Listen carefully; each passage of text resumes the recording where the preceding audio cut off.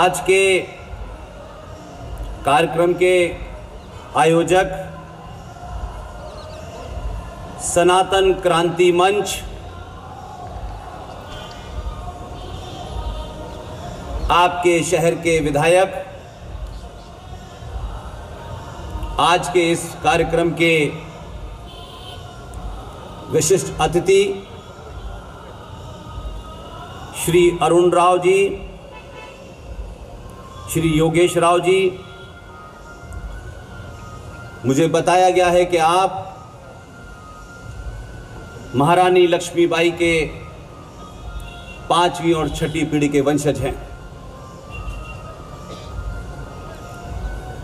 आज के कार्यक्रम के संयोजक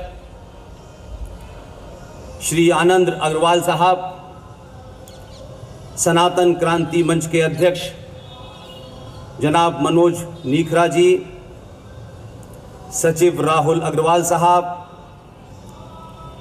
श्री ललित जैन साहब, कोषा अध्यक्ष जनाब रंजीत राठौर साहब, आपके शहर के सांसद और वो तमाम साथी जिनके नाम मैं ज़रूर पढ़ूंगा, जिन्होंने इस कार्यक्रम को इतना भव्य रूप देने में पिछले 1 महीने से तैयारी की है।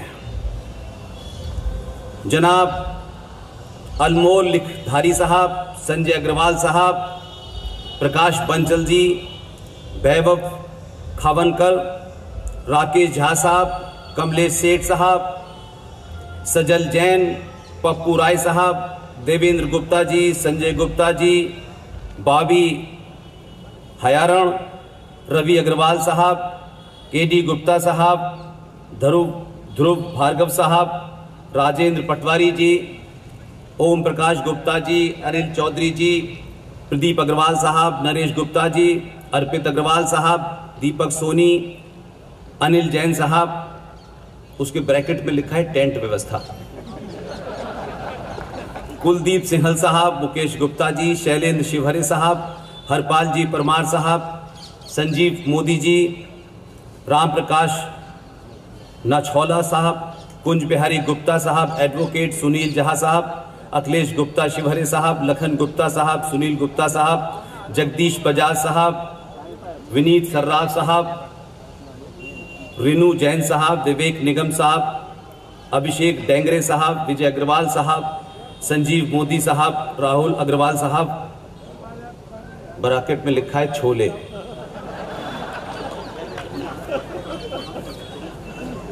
देखिए, मैं इस 13 साल के सफर में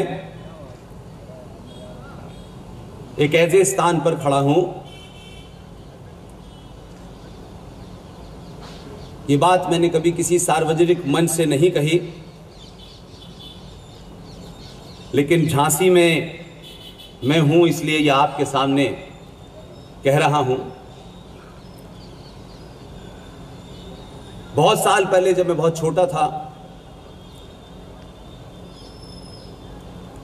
तो एक राशन कार्ड होता है हम एक आम मध्य वर्गीय परिवार के पास। उस राशन कार्ड पे जिन जिन को राशन मिलता है उनके सबके नाम अंकित होते हैं और घर में मेरे हिस्से में ये दादा आता था कि मुझे लेने जाना होता था। इसमें कोई ऐसी बात नहीं है कि जिसे छुपाना चाहिए। हम जो थे, हम जो हैं, हमें उस पर फक्र होना चाहिए। उस राशन कार्ड के ऊपर सारे परिवार के सदस्यों के नाम थे। हम 5 भाई हैं, 3 अब नहीं रहे। हम सब के नाम के आगे कुंवर वीरेंद्र सिंह, कुंवर राजेंद्र सिंह, कुंवर धीरेन्द्र कुमार, कुंवर पुष्पेंद्र, कुंवर नागेंद्र। तो हमारा जन्म, हमारा रहन सहन एक बिल्कुल अलग परिवेश में हुआ। हमारे पिता उस विश्वविद्यालय के अंदर स्टेट ऑफिसर में थे। लेकिन बहुत दिनों के बाद मुझे ये बात बड़ी हंसी की लगती थी कि हमारे नाम के आगे कुंवर लगाया और हम राशन की लाइन में लगे। मैं सोचता था या तो कोई मिस्टेक हुई है, और मिस्टेक हुई है तो ठीक करनी चाहिए। फिर ये सवाल घर में मां और पिता के सामने रखा एक दिन, तो कुछ कुछ बताया और कुछ कुछ नहीं बताया, लेकिन ये सवाल मेरे दिमाग में कौंधता रहा। मेरी मां आपके प्रदेश में एक शिवपुरी शहर है, वहां की रहने वाली है, और लंबे समय तक वो बातें आई गई हो गई। फिर ऐसे ही एक सभा में गुना में गया, जहां हमारे एक्सटेंडेड फैमिली के कुछ लोग रहते थे। उसमें कोई एक बुजुर्ग थे, उन्होंने बहुत बड़ा सा एक चार्ट मुझे दिखाया, और क्योंकि इस पूरे कालखंड में हम दूसरी दुनिया में थे तो लिहाजा संपर्क नहीं था, तो इन कार्यक्रमों के माध्यम से वो लोग भी प्रोग्राम में पहुंचे, उनको पता चला। तब उन्होंने मुझे जो हमारा परिवार का पूरा चार्ट था वो सब दिखाया। तो मेरा जो अटका हुआ सवाल था, उस चार्ट को पढ़ने के बाद मैंने उनसे पूछा कि हमारे दादा का नाम राशन कार्ड में कुंवर लक्ष्मण सिंह लिखा हुआ था। फिर हम जब उससे पीछे गए, जो उन्होंने चार्ट दिखाया उसमें फिर राव का नाम आया, और मुझे एग्जैक्ट नाम याद नहीं, अभी भी मैंने कोशिश की कि किसी तरह से वहां से वो मिल जाए। तो वो पूरा लीनेज जाता है और किसी राव परिवार से हमारा संबंध निकल के आता है। फिर इस बीच में पता चला कि उत्तर प्रदेश में एक जगह है कासगंज। तो गुना में जो लोग रहते थे उन्होंने बताया कि कासगंज का जो शंकरगढ़ का किला है वो हमारे पूर्वजों का है, और आज भी उसमें उस परिवार के बहुत सारे लोग रहते हैं, और हम सबके नाम वहां मौजूद हैं। मैंने तब भी सीरियसली नहीं लिया इस बात को, और ना ही कोई बहुत सीरियस लेने वाली बात है। जब झांसी से इनविटेशन गया तो हमारे साथी, जिनसे अक्सर पूरे देश के लोग संपर्क करते हैं, ओम यादव जी, इनका जन्म बनारस में हुआ है और ये वहां से LLM करके आए हैं, और जीवन के इस सफर में वो लगातार मेरे साथ ही रहते हैं। मैं उनसे कह रहा था कि यार झांसी का कभी भी प्रोग्राम हो, बहुत बड़े लोग कराएं, बहुत आम लोग कराएं, इसकी चिंता नहीं करनी है, लेकिन जाना है हर कीमत पे। और एक दिन यहां के प्रोग्राम का कार्यक्रम तय हुआ। मेरे मन में कई सारे सवाल थे, वो तमाम सवाल मेरे दिमाग में घूमते रहे, और आज दिन में सुबह जब आपके आयोजकों ने शहर के गणमान्य लोगों के साथ अलग अलग मीटिंग कराई, तो उसमें राव साहब भी मौजूद थे। राव साहब के पास भी कई सारी चीजें हैं।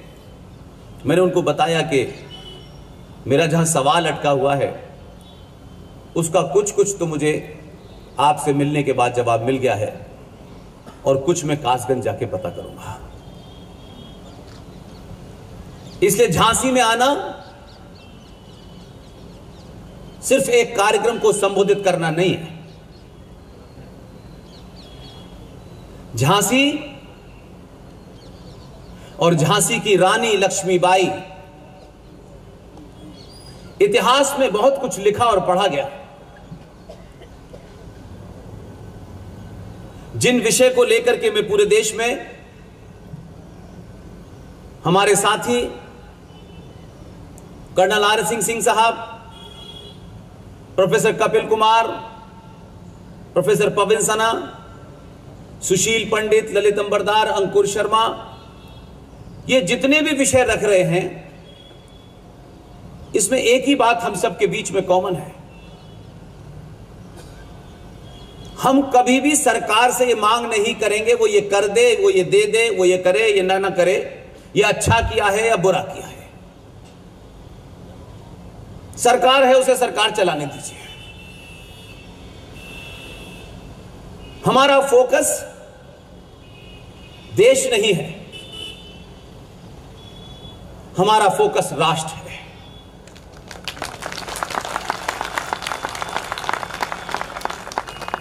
बहुत लोग पूछते हैं कि आप जब ये बात कहते हैं तो इसमें फर्क क्या है।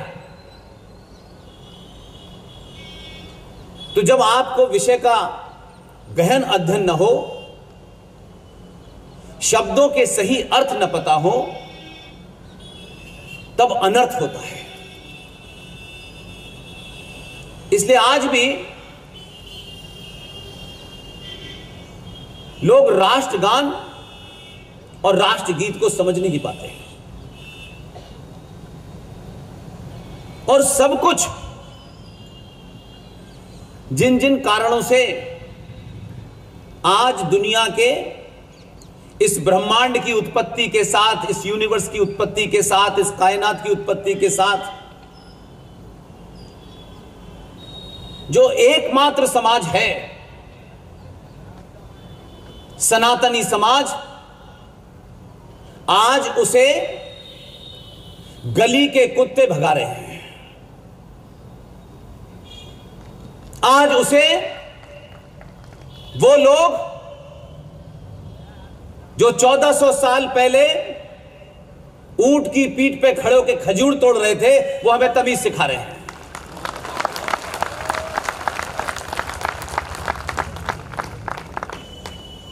कोई हमें हैदराबाद से, कोई हमें कश्मीर से, कोई रामपुर से, कोई संभल से हमको यह ज्ञान दे रहा है कि ये ताजमहल, ये लाल किला, ये कुतुब मीनार हमारे पूर्वजों ने बनाई है। हम जब यहां से जाएंगे तो ये सब ले जाएंगे। और ये वो धड़ल्ले से कह रहे हैं जो संसद में पहुंच के संविधान की शपथ भी ले चुके हैं, तब भी कह रहे हैं। न उन्हें संविधान रोक पा रहा, न पुलिस रोक पा रही, न इस देश की व्यवस्था रोक पा रही, क्योंकि 95 करोड़ सनातनियों ने समझ लिया है कि हमने सरकार बना दी है, बस हमारा अब कोई काम नहीं है। इसलिए आपकी खामोशी और चुप्पी ने लोगों का इतना हौसला बढ़ा दिया है कि जगह जगह, चौराहे चौराहे, गली गली, राजस्थान हो, झारखंड हो, मध्य प्रदेश हो, गुजरात हो, लोग धड़ल्ले से सड़कों पे निकल करके गुस्ताखे रसूल की एक ही सजा, सरतन से जुदा का नारा लगा रहे हैं। इस देश की व्यवस्था इन 70 सालों में पंगु हो चुकी है। व्यवस्था के नाम पर हमको लगता है कि जो लोग बैठे हैं ये उनकी जिम्मेदारी है, वही जो देश चला रहे हैं ये सिर्फ उनकी जिम्मेदारी है। जब आप ऐसा सोचते हैं तो बहुत लोग शेर हो जाते हैं। जो काम समाज को करना चाहिए वो सरकार नहीं कर सकती। सरकार ये वाली हो, वो वाली हो, कोई सी भी हो, जब समाज सत्ताओं का, नेताओं का यरगमाल बन जाए, उनका पिट्ठू बन जाए, तो नेता अपने स्वार्थ के हिसाब से आपको चलाते हैं। पूरी दुनिया में जितने भी राष्ट्र हैं, राष्ट्र तय करते हैं कि सरकार में कौन बैठेगा। यह काम हमने सनातनियों ने ठेके पे दे रखा है। हम वोट डालने नहीं जाएंगे। वोट डालने से पहले हम यादव, बनिया, ब्राह्मण, ठाकुर, अगड़ा पिछड़ा सब तय करके वोट डालेंगे। हमारा नुमाइंदा कौन है, उसकी बैकग्राउंड क्या है, उसने पहले क्या किया, अब क्या कर रहा है, उससे 5 साल के हिसाब लेते वक्त हम यह पूछते हैं सड़क बनाई या नहीं बनाई। जब राष्ट्र अपने प्रतिनिधि से सड़क का हिसाब लेता है तो उसकी दुर्गति होती है। जब राष्ट्र और समाज उसी प्रतिनिधि से यह पूछे कि 5 साल में तुम्हारा 2 कमरे का मकान 8 कमरे का हो गया, लेकिन इस समाज को जो सबसे ज्यादा जीएसटी देता है, अपना इनकम टैक्स टाइम पे भरता है, यहां तक कि सड़क पे रेड लाइट हो जाए तब भी ऐसे नियम को मानता है। इस देश की व्यवस्था के खिलाफ कभी उसने हथियार नहीं उठाया। लेकिन एक दूसरा समाज जो संविधान को अपनी जूती के नीचे रखता है और तलवारों से समाज और सत्ता को झुका देता है, उसके लिए तुमने कौन सा कानून बनाया विधानसभा में, यह बताओ। ये नहीं पूछते। इसलिए आज मोटे तौर पर राष्ट्रवादियों की एक बहुत लंबी कतार है। हर गली में, हर मोहल्ले में कई संगठन हैं और वो कुछ ना कुछ काम कर रहे हैं, लेकिन फिर भी आप भारत में सुरक्षित नहीं है बहुसंख्यक होने के बाद, बांग्लादेश में और पाकिस्तान में सुरक्षित नहीं है अल्पसंख्यक होने के बाद। आपको यह गलतफहमी थी कि जो विकास है, ये जो तरक्की है, ये जो बेटा बेटी हमारा सीओ बनेंगे, बहुत पैसा कमाएंगे और भारत में परिस्थिति अनुकूल नहीं है तो कोई अमेरिका में जाएगा, कोई ग्रेट ब्रिटेन में जाएगा, कोई ऑस्ट्रेलिया में जाएगा। जो एक बार देश छोड़ के चला गया वो पैसा तो कमा सकता है, राष्ट्र नहीं बचा सकता। इसलिए कि जब समाज मार्कशीट ओरिएंटेड हो जाए, जिसके कम नंबर आए हो उसे समाज बुद्धिहीन, कमजोर मानने लगता है। और मार्कशीट को जिनको चिंता होती है, मेरी मार्कशीट में मेरे इतने नंबर आए हैं, इतने परसेंट पे मुझे यहां दाखला मिलेगा, उतने परसेंट के बाद इतने का पैकेज मिलेगा। आपके देश में इसकी जिंदा मिसालें हैं। 70 साल के इस कार्यकाल में उठा के देखिएगा, जिनके पास सबसे ज्यादा मजबूत मार्कशीट थी, जब संकट का समय आया तो उन्होंने मार्कशीट बचाई, राष्ट्र नहीं बचाया। क्योंकि उनका पूरा जीवन उसी को बचाने में लगता है, फिर चाहे कन्वर्टी क्यों ना होना पड़े, नौकरी बची रहे। इस बीमारी से भारत का सनातनी समाज ग्रस्त है। दूसरी, सनातनी समाज यह समझता है कि हम अपनी लड़ाई नहीं लड़ेंगे, हम नहीं कतई लड़ेंगे, हमारी लड़ाई कोई और लड़ेगा। इसलिए जो कौमें, जो समाज मरने के फन को भूल जाती हैं वो जिंदा नहीं रहती हैं। इसलिए मेरा मानना है, आज ये कानून बन गया, आज वो कानून बन गया, कानून बनते रहेंगे, बिगड़ते रहेंगे। कानून आपको नहीं बचाने आ रहा। कानून को चलाने वाले लोग, उनको भी अपनी हैसियत का अंदाजा है, इसलिए उनके पास भी आपके लिए समय नहीं है। मुझे बताया गया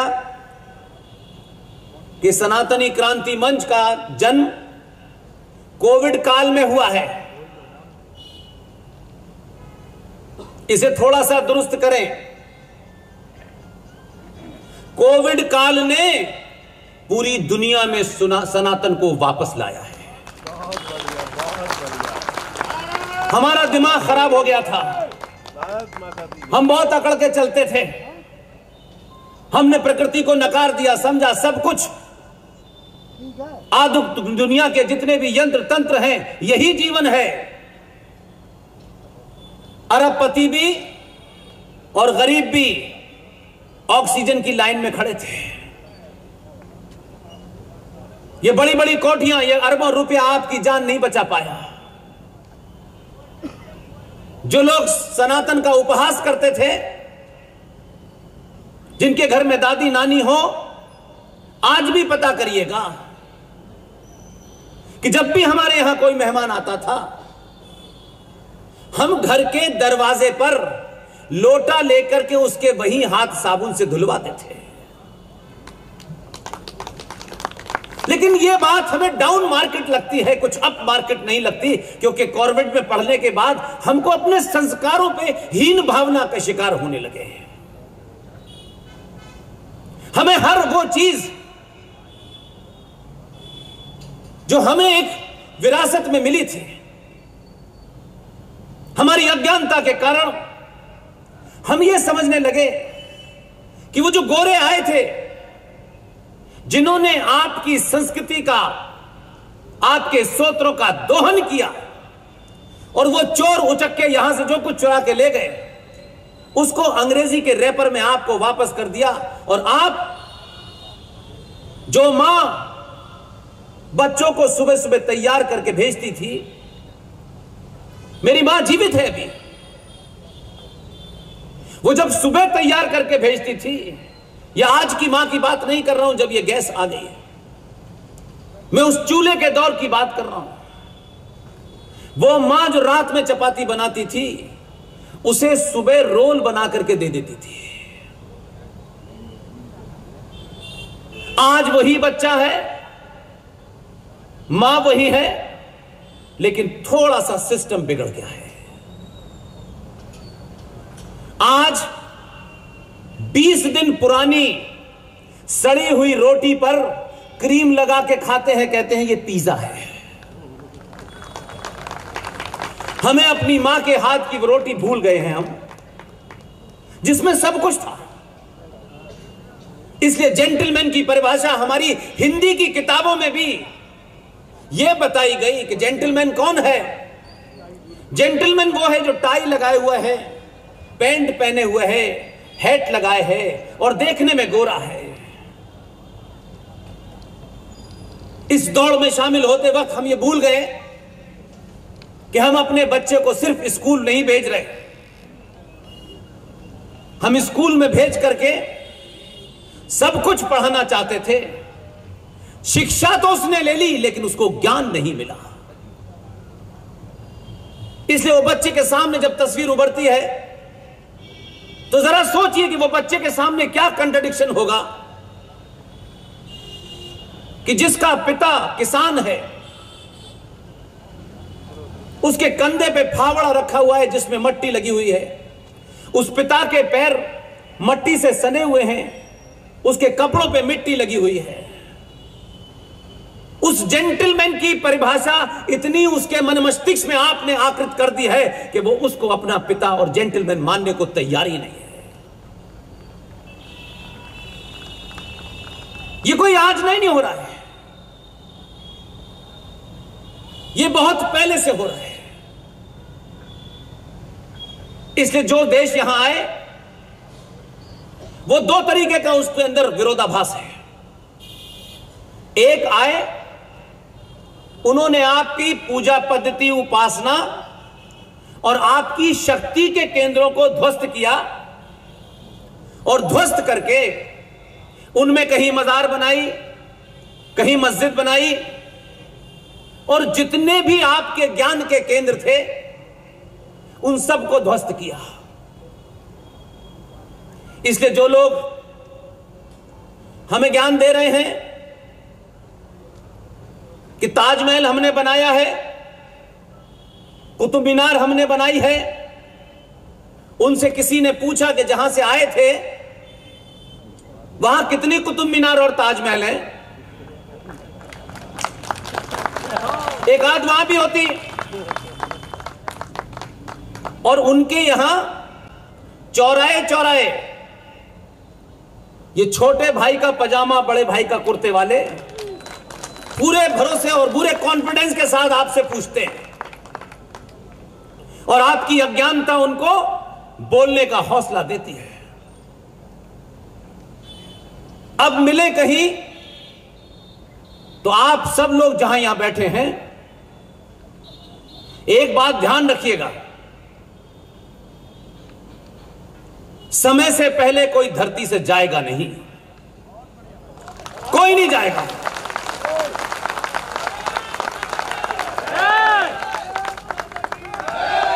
जिसका बुलावा जब आएगा वो तभी जाएगा।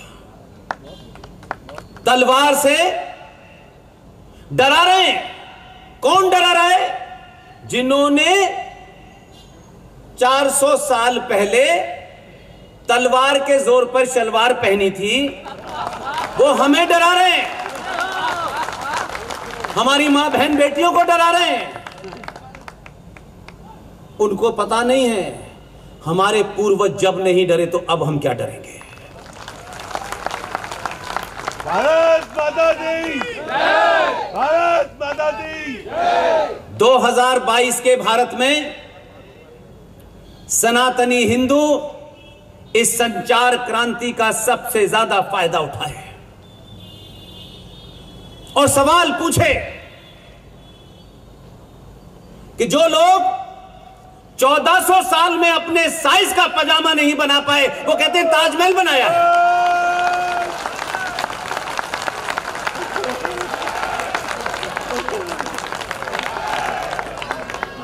इसलिए आप हैं कौन? इसमें तथाकथित हिंदूवादी, हर गली में संगठन बना के काम करने वाले लोग, हर बात पे अपना ज्ञान देने वाले लोग, जिस विषय को नहीं जानते उसी के एक्सपर्ट भी हैं। हमारी समस्या वो नहीं है जिनका पजामा ऊपर है। हमारी समस्या हमारे समाज में, मैं शब्दों का प्रयोग इसलिए कड़वा करता हूं ताकि लोग कहते हैं ये थोड़ा सा अच्छा नहीं लगता। 2022 में जो सच है वही अच्छा लगना चाहिए। मर्यादा अमर्यादा कोई चीज नहीं होती, कोई चीज नहीं। कभी कभी सच और साफ कहने के लिए शब्दों की बहुत मर्यादा को ध्यान रखेंगे तो लोग समझेंगे ये डरपोक आदमी है। इसलिए हमारा संकट हमारे अंदर बैठे हुए वो लोग हैं जिन्होंने अपने स्वार्थों के लिए समय समय पर अपनी अज्ञानता का परिचय दिया, ठेकेदारी ली और उसके बाद शब्दों का अनर्थ कर दिया ताकि आने वाली नस्लें कम से कम पिछले 100 साल से उन शब्दों के अनर्थ करने वाले लोग, चाहे वो कथा करने वाले हों, चाहे प्रवचन देने वाले लोग हों, इनने सबसे ज्यादा नुकसान किया है। मैं कोई बात किसी से निजी मेरी नहीं है। 2013 में जब यह सफर शुरू किया था आरएसएन के साथ, तब यह तय कर लिया था कि कोई व्यक्ति विशेष मेरे लिए महत्वपूर्ण नहीं है। कितना भी बड़े पद पे बैठा हो तब भी महत्वपूर्ण नहीं है। अगर किसी को यह लगता है कि हमारे तमाम साथी जो अपनी मर्जी से बिना किसी से पूछे, जिसको जो समझ में आ रहा है उन मुद्दों पर बेबाकी से अपनी बात रख रहे हैं। हमने कई बार सार्वजनिक मंचों से कहा है, क्योंकि बहुत सारे लोग जिनकी दुकानों पे असर पड़ रहा है, जिनसे लोग अब सवाल पूछ रहे हैं कि जो सुशील पंडित कह रहे हैं वो बात आपने हमें पिछले 100 साल से बताई क्यों नहीं? जो आर.एस. सिंह साहब बता रहे हैं वो आपने क्यों नहीं बताई? क्योंकि आर.एस. सिंह साहब तो एक पारिवारिक आदमी है, नौकरी कर रहे थे, कर्नल थे, बाद में रॉ में गए, वापस आ गए, लेकिन इस बीच में जो लोग सुबह से शाम तक प्रवचन दे रहे थे उन्होंने क्यों नहीं बताई आपको? जो डॉक्टर होने का दावा करते हैं कि हम डॉक्टर हैं, हमें आपकी बीमारी पता है, मुझे लगता है कि डॉक्टर ही बीमार है। इसलिए हम सबसे पहला काम यह करें, अगर आप ये मानते हैं कि हम और हमारी टीम जो भी कुछ कर रहे हैं, अगर उसमें 1% भी आपको यकीन है, 1% भी यकीन है, तो मैं आप सबसे हर सभा में यह कहता हूं, अकेले में 5 मिनट खड़े होइएगा, सिर्फ अकेले में, और 5 मिनट अपने दिल पे हाथ रख के यह बात 4-5 बार दोहराइए, हम मनुष्य क्यों पैदा हुए हैं, क्या हमारा लक्ष्य है, हम करना क्या चाहते हैं, क्या सच में हम वही कर रहे हैं? हम ढिंडोरा पीटते हैं, सच बोलना चाहिए, सच बोलना चाहिए, और सच के सामने किसी को बर्दाश्त नहीं करना चाहिए। 5 मिनट अपने जीवन के निकालिए और यह प्रश्न अपने आप से पूछिए। 5 मिनट बाद आपको अगर जवाब मिल जाएगा तो आप जीडी बख्शी, आर.एस. सिंह, सुशील पंडित हो जाएंगे। लोग पूछते हैं कि आप हैं, अगली जनरेशन के लिए क्या कर रहे हैं, कोई संगठन बनाया है कि नहीं बनाया? संगठन तो बहुत है इसमें।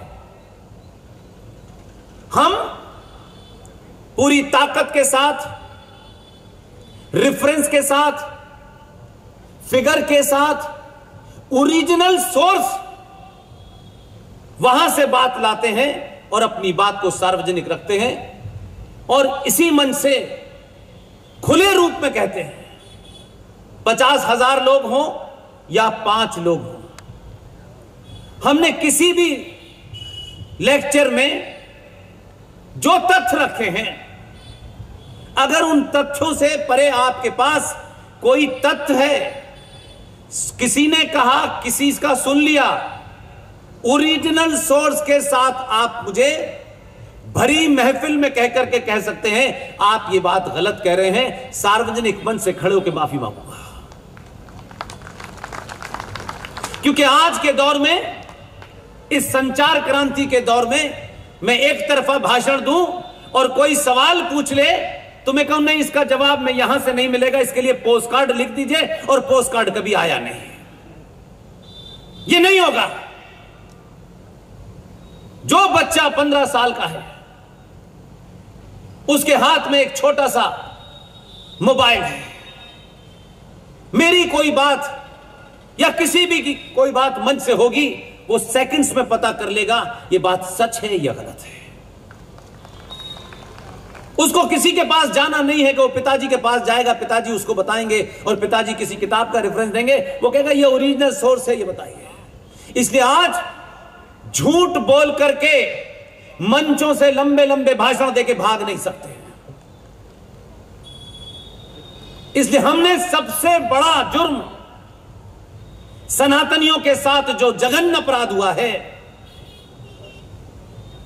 वो हमारे इतिहासकार, वो हमारे अध्यापक, समाज में प्रबुद्ध लोग, आश्रमों में संत महंत, पूजा कराने वाले वो पुजारी, वो तमाम सारे लोगों ने, और राजनीतिक लोगों को मैं इसलिए शामिल नहीं कर रहा हूं कि राजनीति तो दूसरा पर्याय है झूठ बोलने का।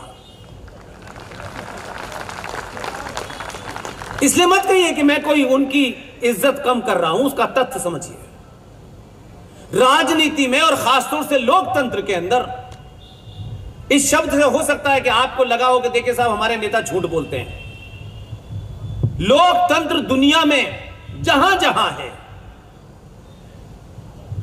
दुनिया का सबसे पुराना लोकतंत्र जिस देश में है, उसी देश के नेता सबसे ज्यादा झूठ बोलते हैं।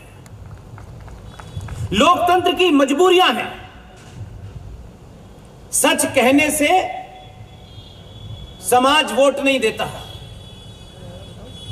और हमारा समाज जहां 2022 में कुछ लोग कभी पंजाब जाते हैं, कभी गुजरात जाते हैं, सुना है यहां भी आएंगे, और वो आपसे कहेंगे कि हम आपको 2 रुपए किलो चावल और 2 महीने की बिजली फ्री देंगे, हमें 5 साल के लिए बैठा दो सत्ता पे और फिर झेलना। जब समाज में इतनी भयानक विकृति आ जाए कि हम किसी चीज के लिए भी बिकने के लिए तैयार हैं, तब यह अफसोस होता है कि सनातनी समाज अगर बिकने की बोली भी लगाते तो कम से कम अरबों खरबों में तो लगाते। हम तो चावल और मूंगफली में बिक रहे हैं। यह चिंतन करने की बात है, यह किसी पे कोई व्यंग नहीं है। इसलिए जो आया उसने आप ही को खरीदा, जो आया उसने आप ही के ऊपर बुलडोजर चलाया, क्योंकि आप सिर्फ यह चाहते हैं कि देश का गृह मंत्री शाम को आपके घर आए और पूछे कि सब ठीक ठाक है, रोज ड्यूटी दे, क्योंकि आपने उसे वोट दे दिया है। उससे तो इतनी कीमत मांगते हैं, और जिन्होंने सब कुछ ले लिया उससे कभी कीमत के बारे में बात नहीं करते। आज के दौर में हम लोगों के सामने, आप लोगों के सामने अनेकों लोग होंगे जिन्होंने न सुभाष चंद्र बोस को देखा, न सरदार पटेल को देखा, न डॉक्टर राजेंद्र प्रसाद को देखा, न अंबेडकर जी को देखा। सबको नहीं आपने देखा, नहीं देखा होगा आपने। लेकिन आज आपको वो मौका 70-72 साल के बाद मिल रहा है कि आप इन तमाम, जिन्हें मैं युग पुरुष मानता हूं, उसकी भूमिका निभा सकते हैं। यह मौका कुछ साल के बाद आपके हाथ से चला जाएगा। कुछ लोग सोचते हैं रिटायर हो जाऊं तब यह काम करूंगा, और घर की कुछ जिम्मेदारियां पूरी कर लूं तब यह काम करूंगा। समय किसी के लिए रुकता नहीं है। यह जो आज है यह कल रहने वाला नहीं है। ये जो परिस्थिति पूरे देश में खड़ी हुई है, यह कब तक रहेगी किसी को पता नहीं है। इसलिए आज वो भूमिका निभाने का समय है कि पूरी ईमानदारी के साथ, पूरी शिद्दत के साथ आप जो भी कार्य चुने, उसमें रात के 2 बजे, रात के 1 बजे और दोपहर का 1 बजे हो, इसकी चिंता मत कीजिए। लिहाजा हमारे पूर्वजों ने जो काम किए, उनको भी शायद हमने अपने, क्योंकि हम सबको तो एक ही बात थी कि घर में हम न शिवाजी की तस्वीर लगाएंगे, न सुभाष की लगाएंगे, न सावरकर की लगाएंगे। और जब बच्चा पूछने लगे भगत सिंह के बारे में, तो उसकी कहानी कोशिश करेंगे कि कम बताएं। लेकिन फूल वाले चाचा बनने की प्रेरणा हम अपने बच्चों को जरूर देते हैं, क्योंकि सत्ता पे कैसे काबिज हुआ जाता है, हम उस सत्ता में हिस्सेदारी लेना चाहते हैं, हमें मिल जाए। इसलिए सुभाष, सावरकर, सरदार पटेल, ये तमाम सारे लोगों के बारे में अगर आप सच में वो बातें जानेंगे जिसे 70 सालों में आपसे छुपाया गया। और हमारी टीम के बहुत सारे सदस्य, एक युवा पत्रकार एक अच्छे भले अखबार में नौकरी करता था, इसलिए मैंने कहा कि यहां आग लगना जरूरी है। सब कुछ छोड़ दिया उसने, और दुनिया के हर उस देश में गया जिस देश में सुभाष चंद्र बोस गए थे। हर जगह से वो फाइल, वो कागज, वो सरकारों के भरोसे नहीं रहा। उसने विलाप नहीं करा कि मुझे पैसे दोगे, फिर वो बजट आएगा, फिर सरकार के बजट में से मैं जाऊंगा। और एक पूरी मुहिम खड़ी की, और उस मुहिम को आर.एस. सिंह साहब, सुशील पंडित, इन सब की देखरेख में हमने आगे बढ़ाया। जो काम अनुज धर को और उनकी टीम को करना था वो उन्होंने किया। उससे आगे का काम हमारी टीम ने चलाया। लोग उस वक्त भी हमसे कहते थे, पागल हो गए हो, लाखों की नौकरी छोड़ के क्या बेकार के काम कर रहे हो। हमने कहा कि इस जीवन में कुछ काम बेकार के सही, लेकिन करने दो।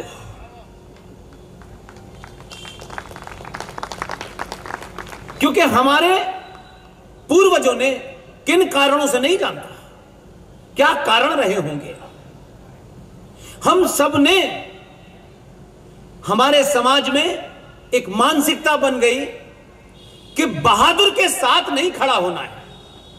बहादुर की तारीफ उससे दूर हटके करेंगे, लेकिन बहादुर के साथ अगर दिख गए तो मुश्किल होगी। लिहाजा बीच बीच में सरदार पटेल का गुणगान करो, सुभाष का गुणगान करो, लेकिन पार्टी तो हमें फूल वाले चचा से ही मिलेगी।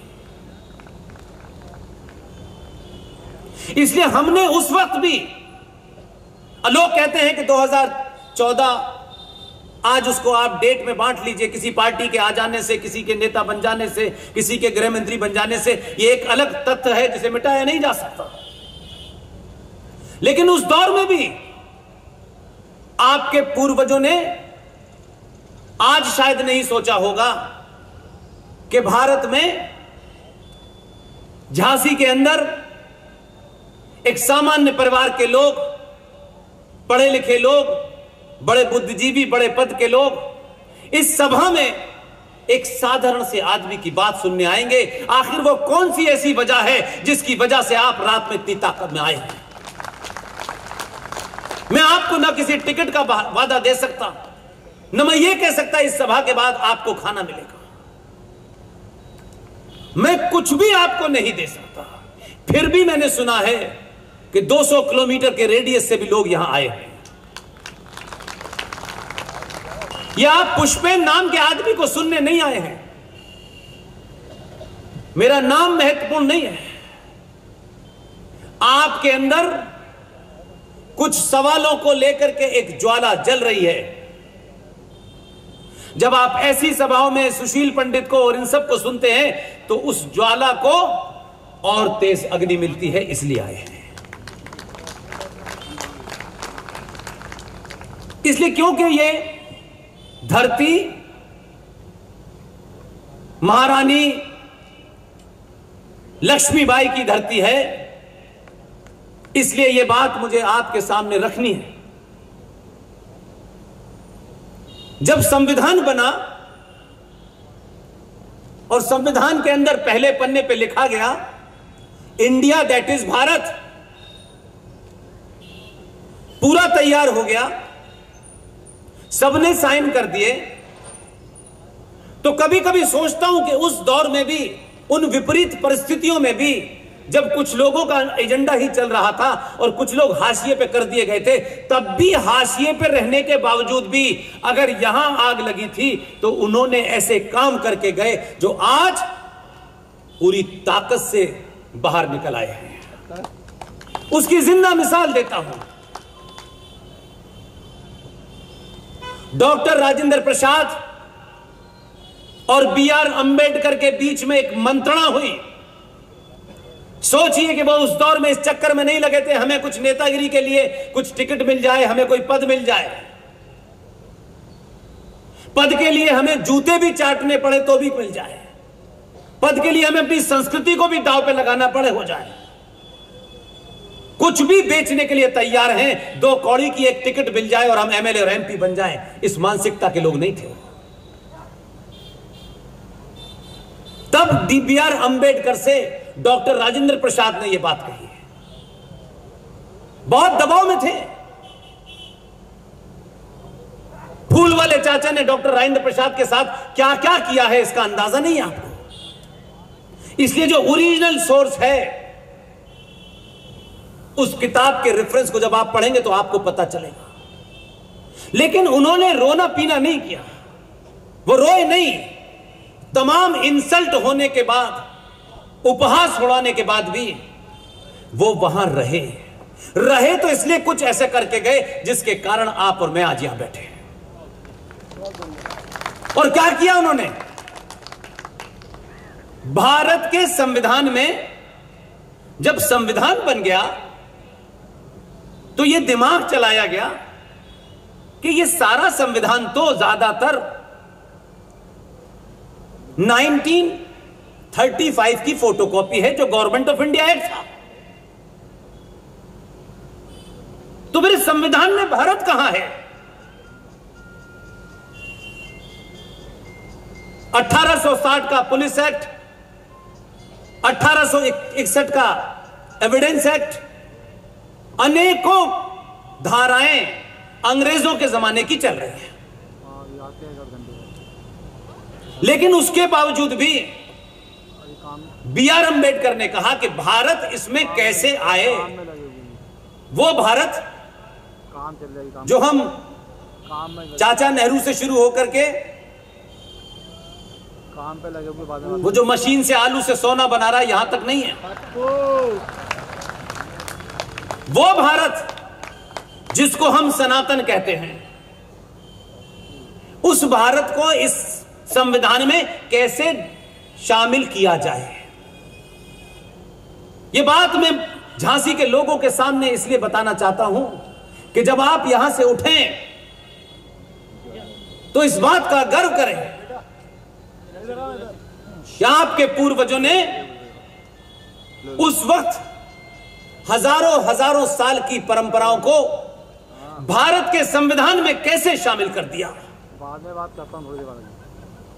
और वो शायद ये जानते थे यही चीजें 2022 के सनातनी हिंदू को रास्ता दिखाएंगी कि जिस बनारस में महारानी लक्ष्मीबाई का जन्म हुआ था, उसी बनारस में बाबा विश्वनाथ के मूर्ति को एक इस्लामिक आतंकी जिहादी औरंगजेब ने खंडित कर दिया था। इसलिए लोग अपना काम करके चले गए। उन्होंने यह नहीं सोचा कि मेरा पत्थर कहां लगेगा। जैसे आज के नेताओं को बड़ी चिंता होती है, रिबन काटते ही पत्थर देखते हैं कि मेरा नाम है कि नहीं है। जिन्हें अपने नाम और पत्थर की चिंता होती है वो कभी जिंदा नहीं रहते। जिनके पत्थर नहीं होते ना, वो 100 साल के बाद भी जिंदा हो जाते हैं। इसको ध्यान रखिए, मेरा विश्वास है। पूरी ईमानदारी और ताकत के साथ आपके सामने रखता हूं। इसलिए बनारस में बाबा विश्वनाथ की खंडित मूर्ति को एक विजनरी महिला जो आपके पड़ोस में शहर है, एक मराठा महिला, इंदौर की रानी रही, आज अगर एमएलए साहब से कह दो तो वो कहेंगे ये जो बाउंड्री की लाइन खींची है इसके बाद का जो काम है वो मेरा नहीं है, मैं तो यहीं तक हूं। लेकिन अहिल्याबाई होलकर जो इंदौर की महारानी थी, भारतीय इतिहास में ऐसी मिसालें कम मिलती हैं। और क्योंकि इतिहास आपको एक दूसरे तरीके से पढ़ाया गया है, इसलिए आपके अंदर वो गर्व की अनुभूति नहीं होती। महारानी अहिल्याबाई होलकर का बचपन कैसे गुजरा, उनकी शादी का जीवन कितना तकलीफदेह था, कष्टों में रही। लेकिन कष्ट कभी भी आदमी को अपने मार्ग से डिगाते नहीं हैं, बल्कि और मजबूत कर देते हैं। महारानी अहिल्याबाई होलकर इंदौर में थी, यहां का तमाम राजकाज चला रही थी। उनको जब यह ज्ञात हुआ कि बनारस के अंदर बाबा विश्वनाथ की मूर्ति किसी इस्लामिक जिहादी ने खंडित कर दी है। वो तो इंदौर में थी, इंदौर की रानी थी, उनको वोट की चिंता नहीं थी। इंदौर से चल करके अहिल्याबाई होलकर बनारस गई, और कितनी विजनरी वो महिला रही होगी, बार बार सोचता हूं। और आप जब उस लाइन पे सोचेंगे तब आपको लगेगा कि हम उनके वंशज हैं। अहिल्याबाई होलकर जब इंदौर से चल के बनारस पहुंची,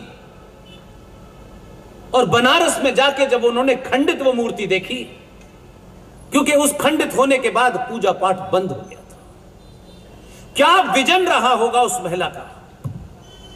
आज भी अगर कोई कहे तो मैं किसी चौराहे पे भी नतमस्तक हो सकता हूं।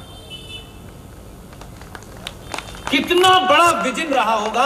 आज तो दो दो कौड़ी के लोग बताते हैं कि फूल वाले चाचा विजनरी थे। उनकी विजन कहां तक जाती थी ये पूरी दुनिया को पता है।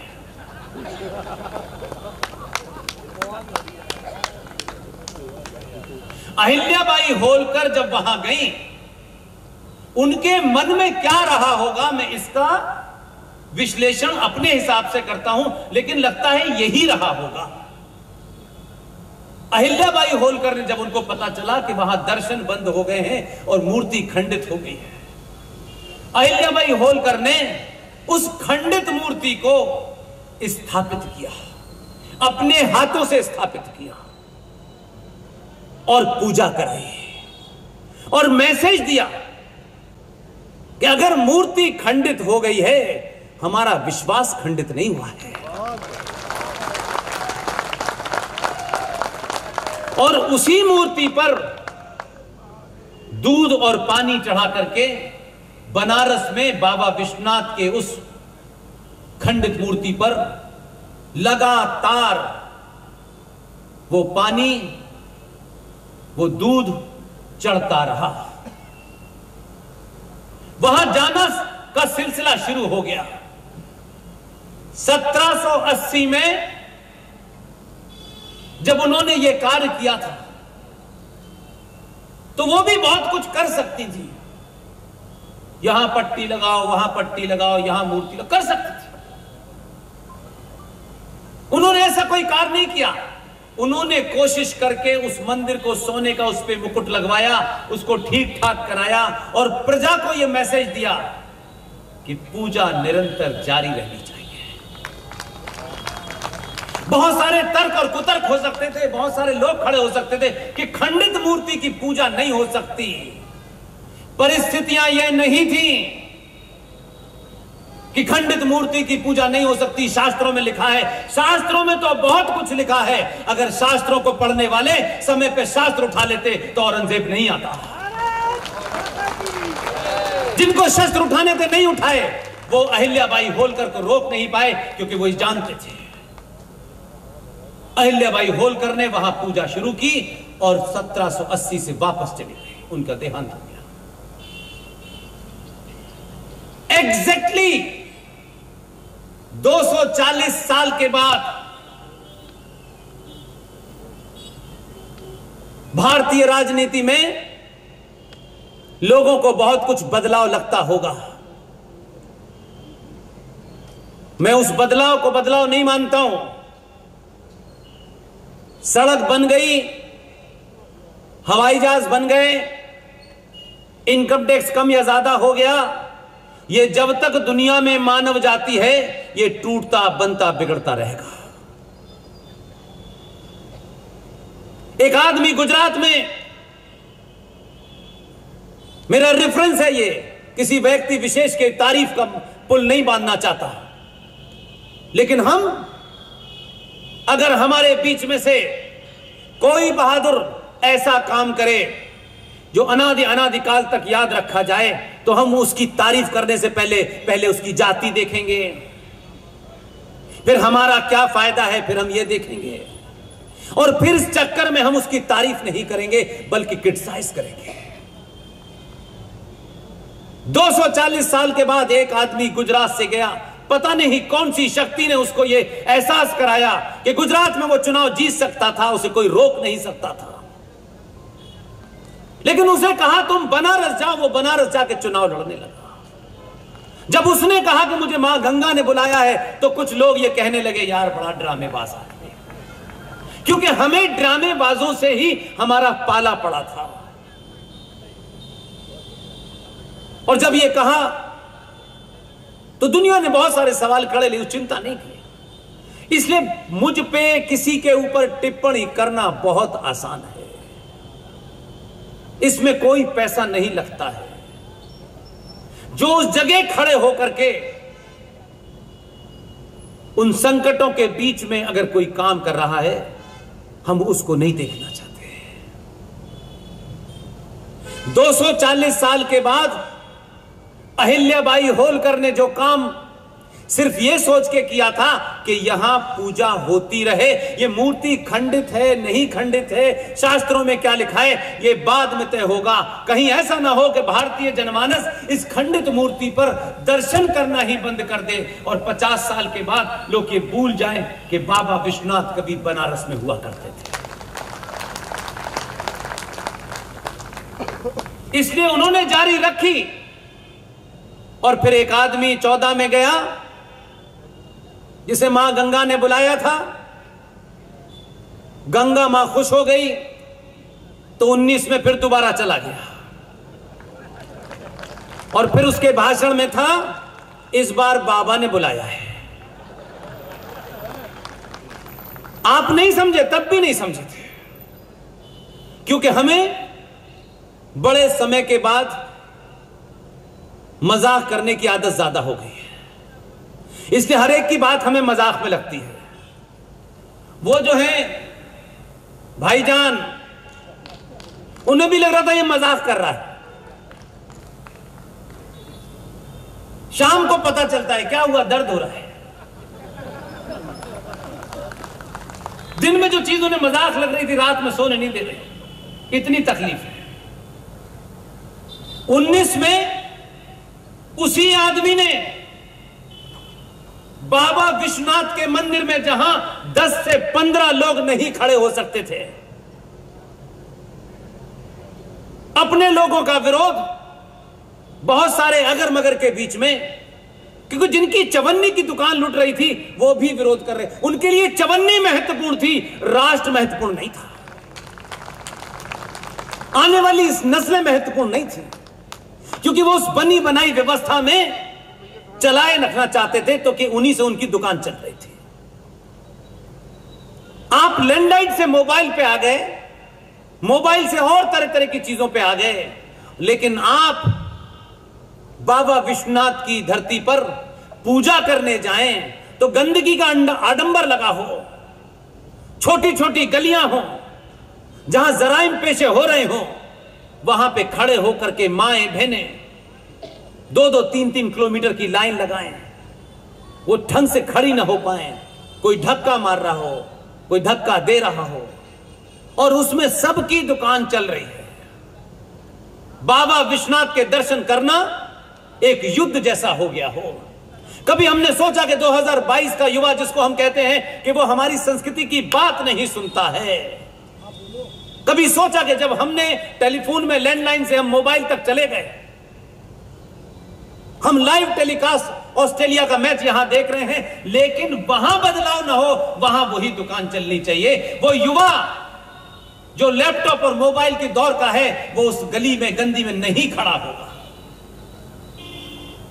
उसको इस बदले हुए भारत में सनातन चाहिए, उसकी आस्थाएं चाहिए, परंपराएं चाहिए, लेकिन बदले हुए रूप में चाहिए। मूल वही हो लेकिन रूप बदला हो। इसलिए 2019 में बाद में बात करते हैं। जिस बनारस और बाबा विश्वनाथ की चर्चा इसलिए भी कर रहा हूं, उनके लक्ष्मीबाई का वो जन्मस्थली है। उस आदमी ने वहीं से, जहां अहिल्याबाई होलकर ने काम छोड़ा था, वहीं से शुरू किया। और आज आप लोगों से कह रहा हूं मैं, खासतौर से जो मेरी माएं हैं, मेरी बहनें हैं और बेटियों की उम्र की, ये जो आपको पता नहीं कौन सी किताब में आपने पढ़ लिया है, कहां से पढ़ा आपने, किसने बताया आपको कि आपके सनातन के जो केंद्र हैं, जहां से शक्ति का संचार होता है, ऊर्जा का संचार होता है, आप शादी करते हैं, शादी करने के बाद आप वो जो केंद्र हैं जहां से शक्ति निकल के पूरी दुनिया में जा रही थी, आप वहां नहीं जाते। आपको किस मूर्ख ने यह बता दिया है कि ताजमहल प्यार की निशानी है? कहां लिखा है? कुछ हिंदी फिल्मों में मक्कार लोगों ने नैरेटिव क्रिएट करने के लिए बताया मोहब्बत की निशानी है।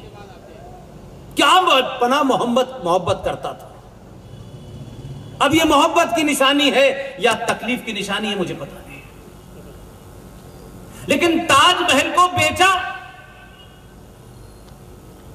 और फिर उसे मुगलों से जोड़ दिया। और आपकी बेटा बेटी शादी करके पहले दिन ही ताजमहल जाते हैं देखने, प्यार की निशानी से कुछ इंस्पायरेशन, और फिर उस प्यार की निशानी में अलग अलग मजा है हमारा। फिल्म देख करके जो समाज नैरेटिव तय करता हो फिर वो बचता नहीं है। फिर वो बेचारी जिसको अभी 2 घंटे हुए हैं वरमाला डाले हुए, वो भी अपने पति से कहती है तुम भी बनवाओगे। अभी जीवन का आ नहीं शुरू हुआ, वो ताजमहल बनवाने में लगी बेचारी। और वो भी जो खुद किराए के मकान में रहता है, क्या मैं बनवाऊंगा? इसलिए गलत नैरेटिव में मत जाइए। अगर भारत की धरती पर जिन लोगों को प्यार की निशानी देखनी है वो साउथ इंडिया जाएं और समुद्र के अंदर उस पुल को देखें जो भगवान राम ने अपनी पत्नी के लिए बनाया।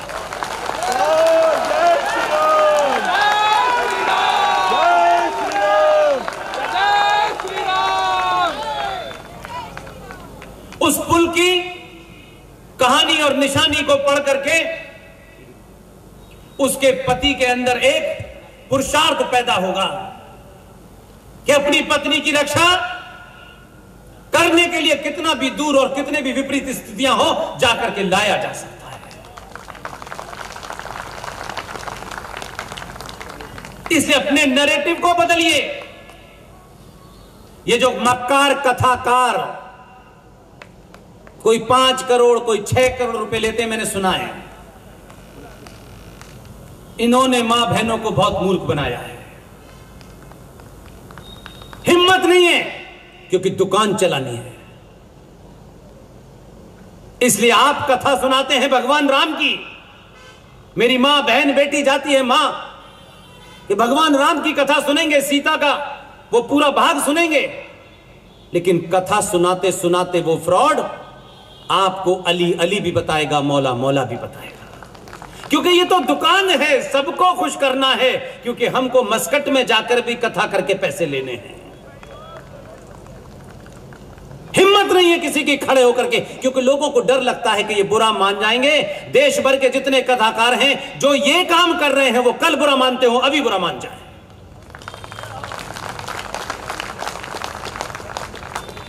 जब आपको किसी से कुछ लेना नहीं है, किसी से मिलने की कोई लालसा नहीं है, तो सच बोलिए। सच से बहुत डर लगता है लोगों को। यह पहली बार भारत के इतिहास में कम से कम 30 साल के सार्वजनिक जीवन में देख रहा हूं, जिसके बारे में यह कहा जाता था कि सनातनी लालची होते हैं, बिक जाते हैं, डरपोक होते हैं, ये होते हैं, वो होते हैं। मेरा पिछले 2013 से लेकर के आज तक का एक्सपीरियंस ये कहता है, जो ये कह रहे थे वही सबसे बड़े बेईमान निकले। उन्होंने अपनी बात अपने स्वार्थों को ध्यान में रख करके उतनी ही कही जितने में उनका स्वार्थ था। इस मंच से जिस दिन हमारी टीम का कोई सदस्य अपने स्वार्थों को दिमाग में रख के बात कहेगा, मुझे उम्मीद है एक भी आदमी सुनने नहीं आएगा, एक भी नहीं आएगा।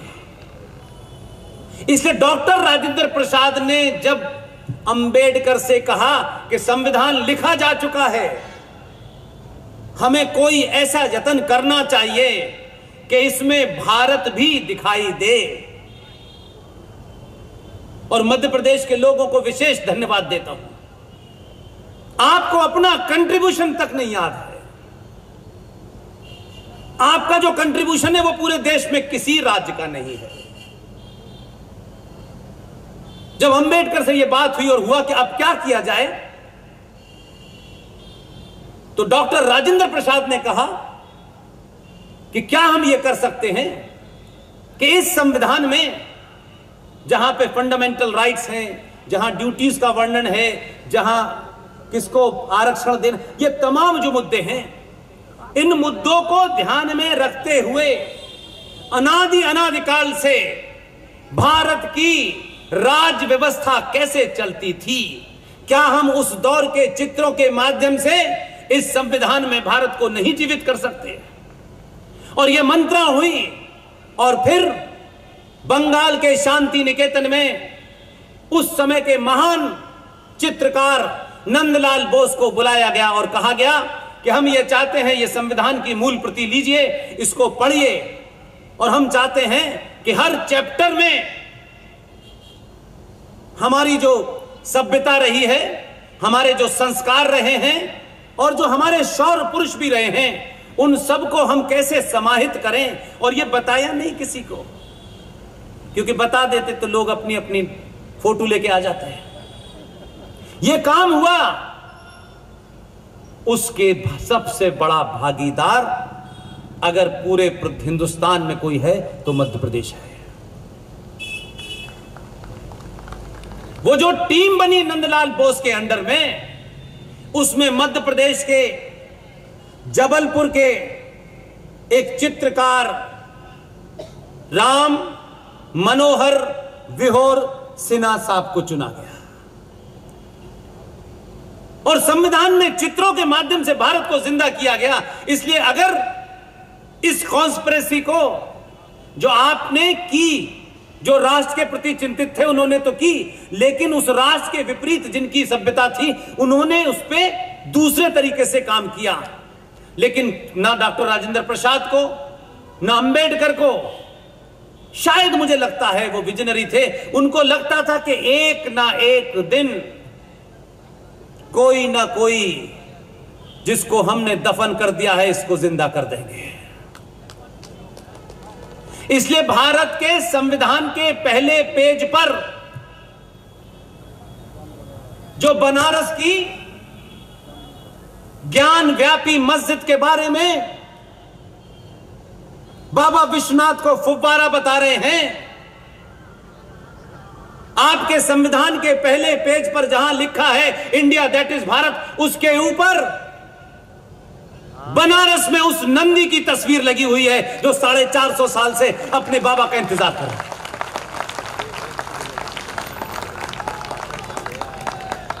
इसलिए जो लोग कहते हैं काला कोट पहनने वाले भगवान राम काल्पनिक थे,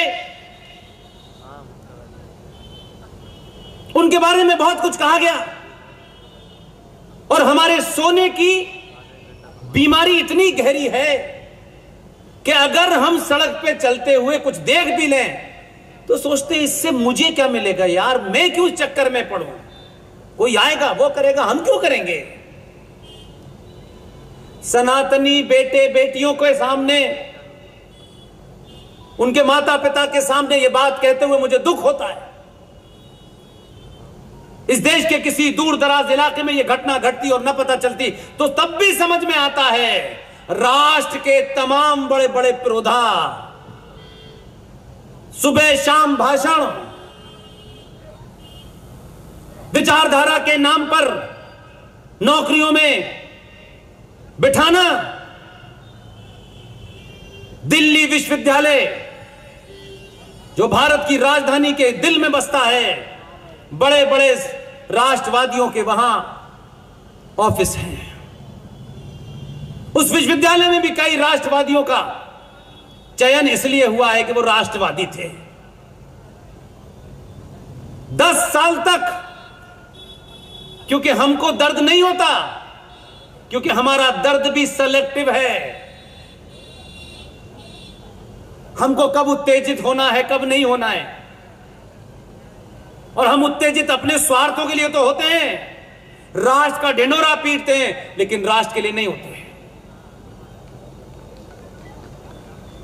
10 साल तक दिल्ली विश्वविद्यालय के बीए पास 1 के कोर्स में जे रामानुजन की किताब पढ़ाई जाती रही, और उस किताब के अंदर एक चैप्टर था। चैप्टर में मालूम है आपको क्या पढ़ाया जा रहा था? यह 2013 तक की बात है। बाबर ने क्या किया इसके बारे में बड़ी चर्चा है, अकबर ने क्या किया बड़ी चर्चा है। जो मेरे सामने हो रहा है, अगर मैं स्वार्थों में अगर उसकी चर्चा नहीं कर रहा, तो मुझे से बड़ा बेईमान कोई नहीं है। बीए पास 1 के कोर्स में जे रामानुजम की किताब में यह पढ़ाया जा रहा था, दिल्ली विश्वविद्यालय के एक कोर्स में, कि सीता जी का जन्म रावण की छींक से हुआ है। यह हंसने की बात नहीं है, यह बड़ी तकलीफ की बात है। या तो हम सच में उन्हें अपना आराध्य देवता मानते हैं, या स्वार्थों के लिए कहते हैं, यह तय करना है। और फिर अगली लाइन लिखी गई, माता सीता के भगवान राम के भाई लक्ष्मण के साथ नाजायज संबंध थे। क्या उन 10 सालों में जो लोग सनातन की बात करते हैं, राष्ट्र की बात करते हैं, भगवान राम की बात करते हैं, सीता जी की बात करते हैं, क्या उनके बच्चे उन 10 सालों में उन क्लासों में नहीं पढ़े होंगे? और अगर पढ़े थे तो उन्होंने इस बात को कहीं पे क्यों तक नहीं कहा? क्योंकि उनको मालूम है कि उनके मां बाप को डिग्री से मतलब है, इससे मतलब नहीं है कि तुम क्या पढ़ रहे हो, नहीं पढ़ रहे हो। और ये तुम्हारा काम थोड़े नहीं है, क्योंकि ये बात हिंदू परिवारों में बहुत तेजी से कहा जाता है, अपने काम से काम रखना। वो अपने काम से काम रखे हैं, इसलिए आप बाबर की बात मत करिए। 2013 तक दिल्ली के विश्वविद्यालय में यह पढ़ाया जा रहा था, हम चुप रहे। इसलिए जब संविधान की बात होगी तो झांसी का नाम पूरे आदर से लिया जाएगा। और आपको यह नहीं पता, इसलिए बताता हूं कि आपके अंदर वो भाव पैदा होना चाहिए। उस संविधान में कुल मिलाकर 22 चित्र हैं, जो मूल कॉपी है। किसके कहने और किसके दबाव में कौन सी वो ताकतें थीं कि भारत की जो मूल प्रति है, जो आज भी प्रिजर्व है, उस मूल प्रति की एक कॉपी बड़े साइज में और एक छोटे साइज में, मैंने कहा जब तक मैं उसको अपनी आंखों से देख नहीं लूंगा, किस नेता ने क्या कहा है इसमें मुझे पहले से भी यकीन नहीं है, और इस बात पे तो बिल्कुल नहीं है। जितने भी उस दौर के मेरे साधन थे, मैंने सब दांव पे लगा के कहा कि मुझे किसी तरीके से उसकी एक कॉपी मिल जाए। वो कॉपी मेरे पास है। उस कॉपी में इस झांसी के लोगों को गर्व होगा कि आप देखिए कि वहां हर चैप्टर बटा हुआ है, उसको पार्ट में लिखा है, part 1, part 2, part 3, part 4। Bharat के संविधान का जो पार्ट 16 है, उसका पेज नंबर है 161। भारत के मूल संविधान की जो प्रति है, उसमें चैप्टर 16 पेज 161, उसमें सब कुछ लिखा है, लेकिन ऊपर झांसी की रानी लक्ष्मीबाई की तस्वीर बनी हुई है।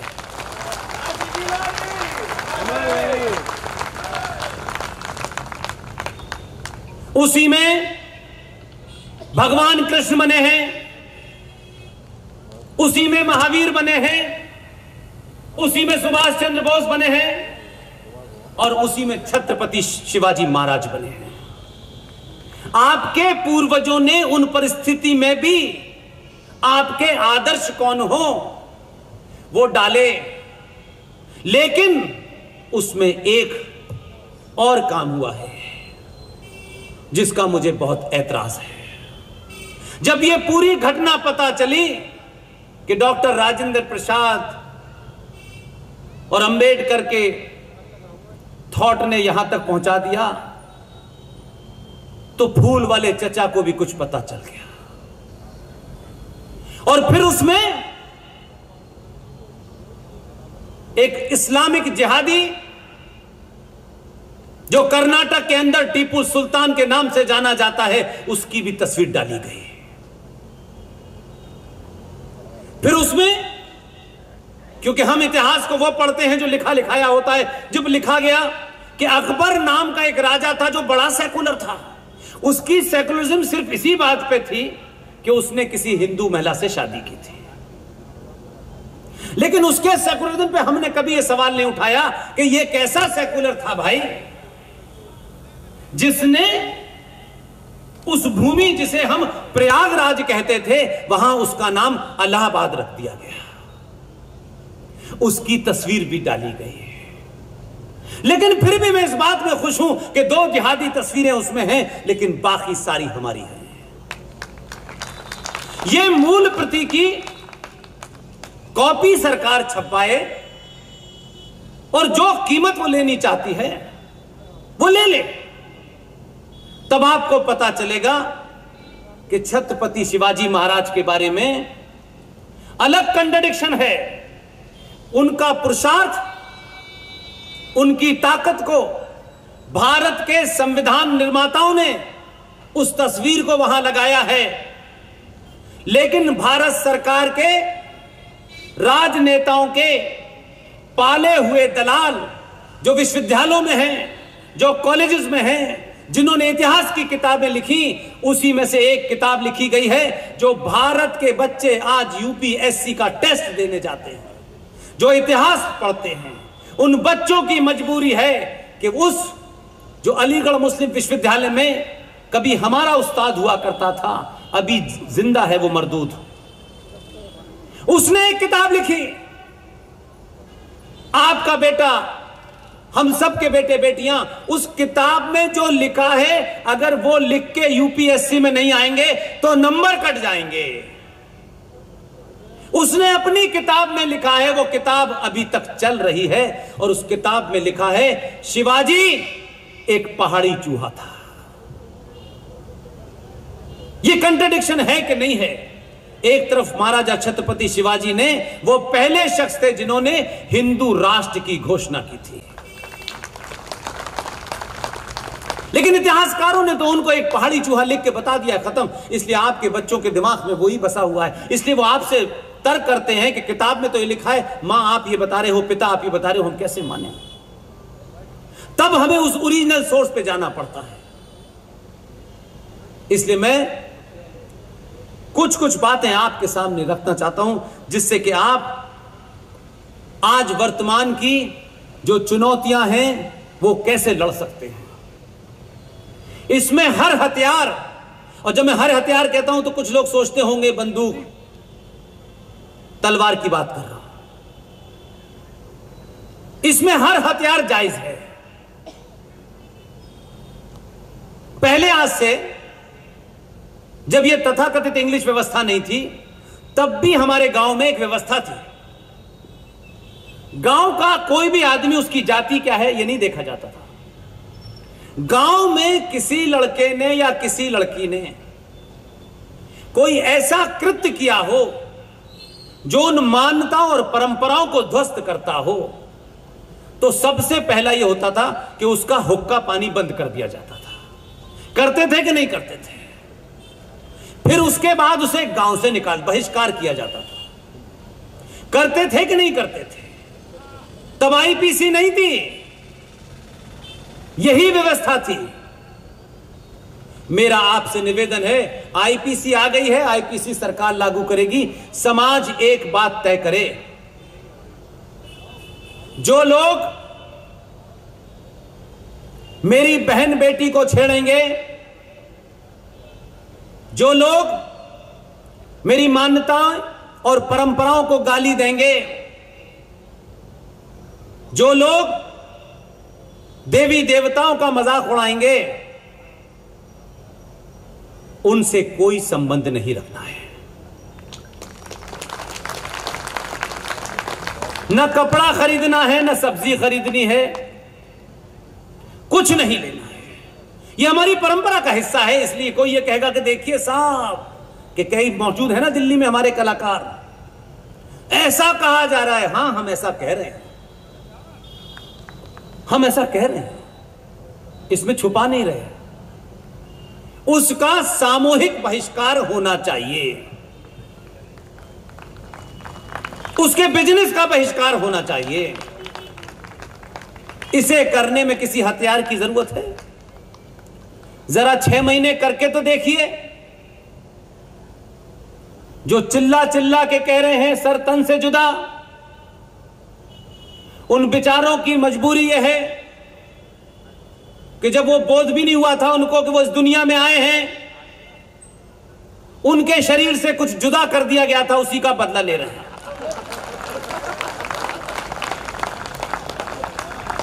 तब तो चिल्लाए नहीं कि हमारे जिस्म से बगैर पूछे ये आपने जुदा क्यों कर दिया।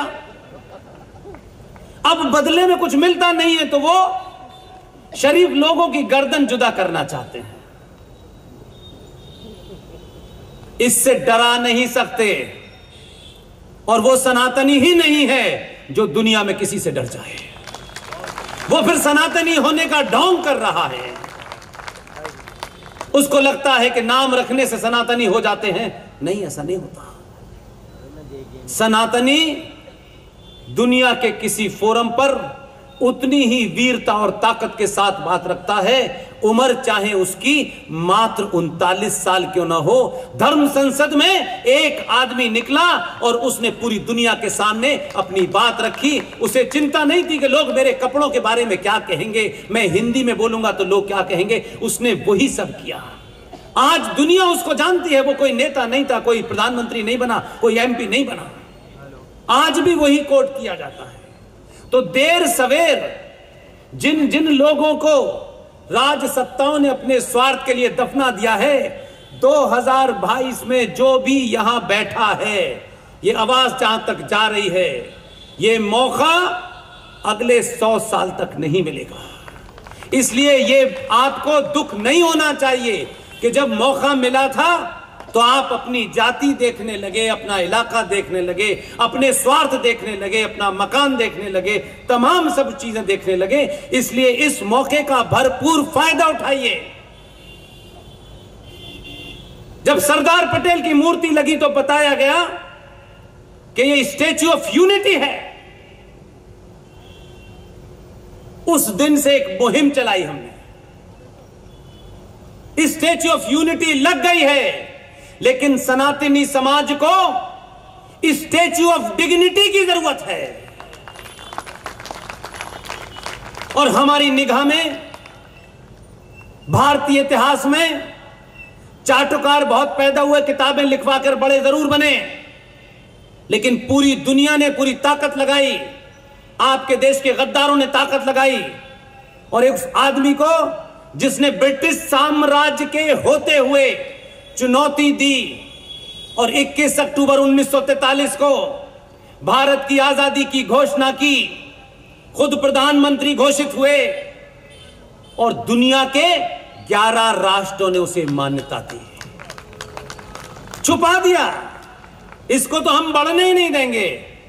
1958 तक उस वक्त की केंद्र सरकार ने सुभाष चंद्र बोस के घर की जासूसी कराई, ये ऑन रिकॉर्ड है। हमें बताया गया हम 15 अगस्त 1947 को आजाद हो गए हैं। 1968 तक भारत की आंतरिक सुरक्षा की जिम्मेदारी जिस एजेंसी के पास थी, 1938 तक वो भारत की आंतरिक सुरक्षा के तमाम तामझाम इकट्ठे करती थी और इंग्लैंड की महारानी को भेजती थी, उनके पास जाती थी कॉपी। आप कहते हैं भारत आजाद हो गया और हम आजाद हो गए। किसी किताब में मुझे नहीं मिला आज तक कि ये 15 अगस्त 1947 को भारत आजाद हुआ है। आपको सुनी सुनाई बातों की आदत पड़ गई है, इसलिए आप लोग भी वही बात रटाते हैं। कोई कागज ना यहां है न विदेशों में है। 15 अगस्त 1947 को ट्रांसफर ऑफ पावर हुआ है जिसका जिक्र साफ साफ इतिहास में लिखा हुआ है। अगर आप यह समझते हैं कि ट्रांसफर ऑफ पावर यानी सत्ता का हस्तांतरण ही आजादी है, तो फिर इससे बड़ी कोई मूर्खता नहीं है। लेकिन आज वही तमाम सारी चीजें लौट के 2002 के भारत में आपके सामने खड़ी हैं। मैंने अपनी भूमिका अपने सामर्थ्य के हिसाब से तय कर ली है। मैंने देश भर में कभी किसी से नहीं कहा कि जब तक आप हमारे लिए यह नहीं करेंगे नहीं आएंगे। रात में हो दिन में हो, कुछ सुरक्षा के कारण हैं जिसके कारण कुछ चीजों की मनाही करता हूं, और कोई कारण नहीं है। और इस भूमिका में आज मुझे यह लगता है कि 10 साल पहले और शुरू की होती तो फिर सुभाष चंद्र बोस की 28 फीट ब्लैक ग्रेनाइट की मूर्ति इंडिया गेट पे पहले लग जाती है। लोग कहेंगे कि मूर्ति लगने से क्या होता है, तो फिर चचा नेहरू की मूर्ति जगह जगह गली गली क्यों लगी है? मूर्ति लगने से अगर महापुरुष है, अगर वो योद्धा है, तो उसकी तरफ देखने से लगता है कि अगर तुम होते तो आज हम ऐसे ना होते। वो प्रेरणा देती है, वो ताकत देती है। मूर्ति ऐसे ही नहीं है किसी की भी पूज ली जाए। जब तक मंदिर में प्राण प्रतिष्ठा नहीं होती, उस मूर्ति का कोई भाव नहीं होता। इसलिए आप अपने नैरेटिव को बदलिए। सनातनी सबसे पहले आज ये तहिया करें, कसम खाएं, अपना हो या पराया हो, छोटा हो या बड़ा हो, जाति कोई भी हो, बहादुर है तो उसके पीछे खड़े होंगे, कायर है तो उसकी जाति कुछ भी हो बहिष्कार करेंगे। ये जाति व्यवस्था अंग्रेजों ने पहला सेंसस, कास्ट सेंसस कराया, और आपको लगा कि अच्छा इसे बनने में मजा है, तो एक जाति मजा ले रही थी, दूसरी जाति रो रही थी। आज वो मजा ले रही है तो वो रो रहे हैं। भारत की भूमि अनादिकाल से कर्म प्रधान रही है, जाति प्रधान कभी नहीं रही। और इसका उदाहरण देता हूं। हमारे समाज में, हमारे आदर्शों में 2 ब्राह्मण ऐसे हैं जिनका जिक्र आता है। मैं समझता हूं कि हमसे भी पहले कितनी भी पीढ़ियां निकल गई हो, और आज की पीढ़ी, क्या हम में से किसी ने रावण को देखा है? हमने तो नहीं देखा। लेकिन उनके बारे में एक किस्सा है जो चल रहा है कि रावण ने ऐसा ऐसा किया।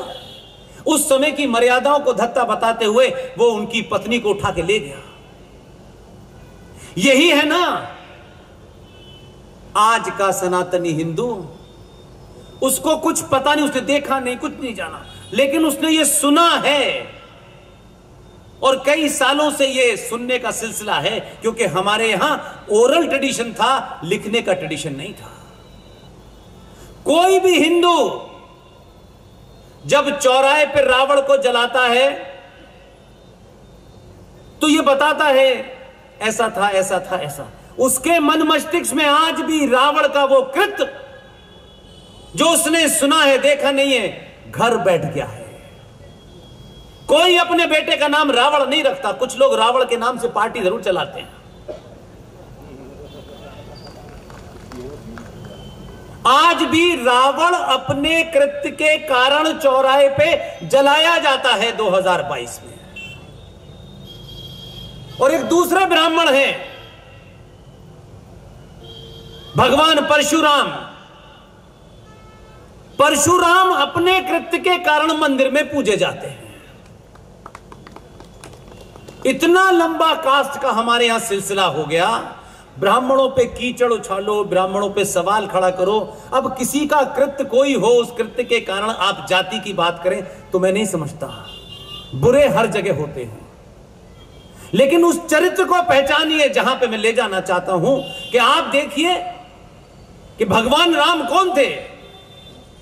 उनको छत्री बताया गया, मान लीजिए कि छत्री थे, लेकिन भगवान राम ने जब रावण का वध किया तो उसके कृत्य के कारण किया, लेकिन किसी ब्राह्मण ने, आज के भी ब्राह्मण ने यह सवाल नहीं उठाया कि इस भगवान राम को हम नहीं पूछेंगे क्योंकि इसने एक ब्राह्मण का वध किया है। आज तक यह आरोप भगवान राम पे नहीं लगता कि उन्होंने ब्राह्मण का वध किया है। और वही ब्राह्मण उस मंदिर में बैठ करके रावण जैसे ब्राह्मण जाति से गलत काम करने वाले, उस रावण के वध करने वाले राम की पूजा करता है। फिर जाति का पाखंड आगे आप ले गए, लेकिन वही ब्राह्मण मंदिर में बैठ करके वाल्मीकि की लिखी रामायण पढ़ाता है, शर्मा जी की लिखी नहीं पढ़ाता। यह है ताकत आपकी। लेकिन दलालों ने, चोरों ने, उठाईगिरों ने भारतीय राजनीति के अंदर जाति का खूब दुरुपयोग किया है। जाति के नाम से हजारों पार्टियां बन गई हैं। और जो संकट आया तो आज के परिप्रेक्ष्य में यह बड़ा मुश्किल है कि आपको इस मंच से कोई राजनेता यह बोल पाए, क्योंकि उसकी मजबूरियां हैं, क्योंकि वो मंत्री पद पर बैठा हुआ है, वो नहीं बोल सकता। मैं उनके लिए आसानी कर रहा हूं, किसी को खुश नहीं कर रहा। ये उनके लिए आसानी हो जाए किसी तरीके से, क्योंकि वो बोल नहीं सकते। मेरे पास एक ताकत है, मैं उधर जाने ही नहीं जाना चाहता। उधर जाके मुंह बंद हो जाएगा, यहां खुला हुआ है, इसलिए कोई भी बात कह सकता हूं। उधर वाला बंधन में बंधा हुआ है, कुछ लालच भी है, हिम्मत नहीं है। और भारत के राजनेता तो ऐसे राजनेता हैं कि वो हमारे गले पड़ गए कि इस बार मैं ही समाज सेवा करूंगा, मुझे ही जिताओ। अरे तुम्हें समाज सेवा करनी है, जाकर के चादर बांटो, कपड़े बांटो, लेकिन एमपी बन के ही समाज सेवा करेगा बेचारा को। इस बार तो फिर जिताओ मुझे। अरे भाई तुम समाज सेवा कहीं और कर लो जाके, क्या एमपी बन के ही करना है क्या? ये बीमारी है, वो मक्कारी है, वो छुपाता है। सेवा करना होता तो 70 साल में इस देश में पढ़े लिखे लोग जिन्होंने बड़ी बड़ी डिग्रियां ली हैं, जिनके बेटे बेटी बाहर हैं, तथ्यों पे बात कह रहा हूं मैं। इतिहास उठाइए, 1947 के बाद 1948 में जब गणना हुई तो भारत के अंदर वृद्ध आश्रम बहुत कम थे, और यह सिर्फ हिंदुओं में हुआ है। आज जितनी तरक्की हिंदू समाज ने की है, उतने ही वृद्ध आश्रम बन रहे हैं।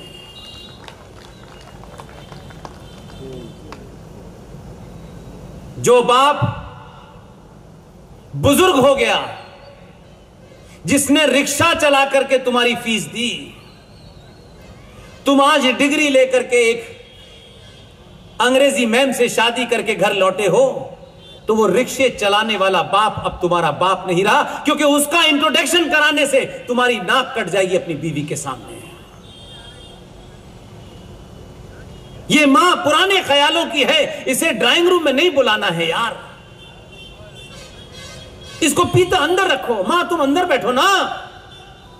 मां के कपड़े इस आधुनिक दौर के नहीं हैं।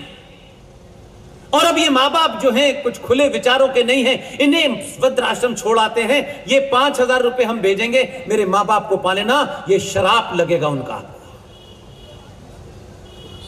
जो लोग तरक्की करके ये काम कर रहे हैं, मैं कहता हूं जिसने ये वृद्ध काम किया है, जिसने ये पाप किया है कि अपने मां बाप को जिंदा होते हुए वृद्धाश्रम में छोड़ाए, क्योंकि वो बोझ निकले लगे, क्योंकि वो आपके स्टेटस से नीचे लगे, उनका भी यही हश्र होगा। हम कहां से चले थे, कहां? इसलिए हम एक अंधी दौड़ में शामिल हैं और उस दौड़ में सिर्फ एक ही नतीजा मिलता है, पैसा पैसा पैसा पैसा। कुछ भूल हमारी मां ने भी की है और बेटियों ने भी की है। मां को जो भूमिका निभानी थी वो नहीं निभाई, क्योंकि मां ने भी कपड़े पहनने का अंदाज सास भी कभी बहू से सीख लिया है। इसलिए वो उस बेटी पे उनका मॉरल दबाव खत्म हो गया है। इसलिए मां बेटी बैठ करके फिल्म देखती है, फिल्म देखनी चाहिए, अच्छी बात है, लेकिन मां भी उसी में चली गई थी, बेटी भी चली गई थी। और फिर वो ये तय करते हैं कि खूबसूरती की परिभाषा तैमूर की अम्मी है। तो ना मां में करेज है, ना घर के संस्कार हैं। एक क्रीम पाउडर के विज्ञापन करने से अगर कोई खूबसूरत होता तो यही मिलता तुम्हें। अगर हमारे इतिहास में और वर्तमान में, क्योंकि युवा है मैं इसलिए कहता हूं ये बात, अगर भारतीय समाज सनातनी को खूबसूरती की परिभाषा दो हैं, आज के युवाओं के लिए और आज से पहले पीढ़ी के लिए। मेरे दिमाग से खूबसूरती की परिभाषा छत्रपति शिवाजी मां की मां जीजाबाई है। और आज के युवाओं के लिए अगर वो ये कहते हैं कि हम जीजाबाई को नहीं देखा, तो क्योंकि हम फिल्मों को देखकर ही अपना हीरो चुनते हैं, तो आज के युवाओं के लिए, बेटियों के लिए अगर खूबसूरती की कोई परिभाषा है तो बाहुबली की देवसेना है। इसलिए हम इतिहास को गलत पढ़ा है, गलत जाना है, इसलिए गलत मोड़ पर आ गए हैं। और इतिहास को सही करने का सिलसिला अगर शुरू हुआ है तो ऐसे ही नहीं था कि अपने आप दिमाग में आ गया। सत्ता में पहुंचना और सत्ता में बैठना, उससे ज्ञान का कोई संबंध नहीं है, कोई संबंध नहीं है। क्योंकि भारतीय सनातनी समाज पद पे बैठे हुए आदमी की इज्जत इसलिए करता है कि उसे लगता है यही ज्ञानी है। मैं बार बार कहता हूं, जिनके पास पद नहीं है वही ज्ञानी है।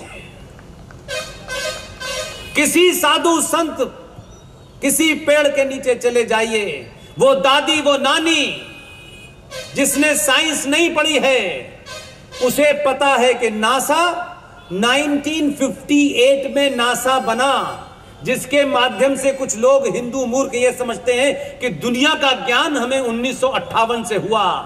हमारी नानी, दादी, परदादी गांव में चले जाइए, वो 5 रुपए के पंचांग को देखेगी और बताएगी, बहू कल खाना मत बनाना क्योंकि सूर्य ग्रहण पड़ने वाला है। उसके लिए नासा की जरूरत नहीं थी। हमने अपने मूल को छोड़ दिया है, इसलिए हमें जो मूलहीन है वो डरा रहे हैं और हम भाग रहे हैं। हम कश्मीर से भाग रहे हैं, बंगाल से भाग रहे हैं, हम अलग अलग जगह से भाग रहे हैं। और आज भी कुछ स्वार्थी लोग, मैं नहीं जानता उनका क्या स्वार्थ है, इसलिए जब स्वार्थ राज से बड़ा हो जाए तो ऐसे लोगों को समाप्त कर देना चाहिए। आज भी सच नहीं बता रहे, सच का हंगामा नहीं खड़ा कर रहे। अगर मैं झांसी में खड़े होकर के आपको सच न बोलूं तो आपको लगेगा कि आपने अपने जीवन के कुछ घंटे बर्बाद कर दिए। और जब भी मेरा कोई नाम लेगा आप कहेंगे बिल्कुल झूठ बोलता है। इसलिए मैं 2 मुद्दों पर, मेरे साथी, मेरे युवा दोस्त विष्णु शंकर जैन साहब, उनके पिताजी हरिशंकर जैन साहब और 5-7 साथियों का जो मैंने नाम लिया, हम सब उन मुद्दों की लड़ाई लड़ रहे हैं कि ये जो पीढ़ी है इसको ये भरोसा दिला के जाएंगे कि जिसे तुम ये समझते हो कि ये सब झूठी बातें हैं, यही साइंस है। इसलिए विष्णु शंकर जैन साहब बहुत लोगों के ना चाहने के बावजूद भी, क्योंकि लोग उनसे सवाल पूछेंगे तो हमसे सवाल ना पूछे, लिहाजा हम अपने ही पुत्र की हत्या कर देते हैं। ना ये पुत्र रहेगा, ना ये विषय रहेगा, और ना हमसे ये सवाल पूछेंगे। चाटुकारिता और लालच और दलाली इस लेवल पे पहुंच गई है। विष्णु शंकर जैन 35 साल का एक युवा, उसने जो काम किया है, मैं आप सबके सामने कह रहा हूं ये बात, अनादि काल तक उसका नाम रहेगा, अनादिकाल तक नाम रहेगा। मैं बता रहा हूं, भले ये पीढ़ी उसको जाने या न जाने, लेकिन 100 साल के बाद अगर सुभाष को दफना दिया गया था, तो सुभाष भारत की राजसत्ता का जो सबसे बड़ा केंद्र है, वहां 28 फीट की मूर्ति लगा करके सुभाष जिंदा हो गया है। जिस पटेल को दरकिनार किया था, उसकी सबसे बड़ी ऊंची मूर्ति है। आप कहेंगे मूर्ति लगती क्यों है? ये मूर्ति ही बताती है कि इन्होंने कुछ किया था, इसीलिए लगे हैं। इसलिए अब वो मूर्तियां नहीं लग रही जो गली गली चौराहे चौराहे थी, बल्कि लोग कह रहे हैं कि ये झांसी में भी खड़े हुए हैं, ये तमिलनाडु में भी खड़े हुए हैं। कहां कहां गई थी इनकी विजन? कहीं छोड़ा है एक आध राज्य नहीं, यह सब राज्य में इनकी विजन जल रही थी। तो हमारे यहां हमने जो काम करने की कोशिश की है, वो सिर्फ इतना ही की है, सरकार ने ये नहीं किया, आज ये कर दे, सरकार ये कानून बना दे, वो कानून बना दे, ऐसा होगा। ये सरकारों के भरोसे जब समाज रहता है तो समझ लिए कि समाज मर चुका है। सरकार में बैठे 500-700 लोग आपको घुमाते हैं, आप घूमते रहते हैं, आज ये होगा, कल वो होगा। मेरी चाहत है, मेरा मानना है, मेरा विश्वास है, जो मैं आपके सामने गली गली मोहल्ले मोहल्ले कह रहा हूं, अभी इतना समय आपके हाथ से नहीं निकला है। आपके पास बहुत समय है, लेकिन बहुत समय नहीं है। अभी भी सनातनी, ये ब्राह्मण, बनिया, ठाकुर, जो तमाम ये जातियां थी, ये जातियां नहीं थी। हर आदमी अपने काम से जाना जाता था। इसलिए भगवान जब उन्होंने ये बात कही, तो उनका वाक्य क्या था? परशुराम जी का वाक्य क्या था? जन्म जायते शूद्र। भगवान परशुराम कह रहे हैं, ये कोई चलता गिलता आदमी नहीं कह रहा, कि मनुष्य जन्म से शूद्र पैदा होता है, अपने कर्मों से वो बनिया ब्राह्मण ठाकुर बनता है। जो पढ़ गया, जिसने विद्या प्राप्त कर ली, वो ब्राह्मण है। वो कौन है, इससे किसी ने नहीं पूछा। जिसने अपने बाहुबली से अपनी मां की, अपनी पत्नी की, अपनी बेटी की, अपने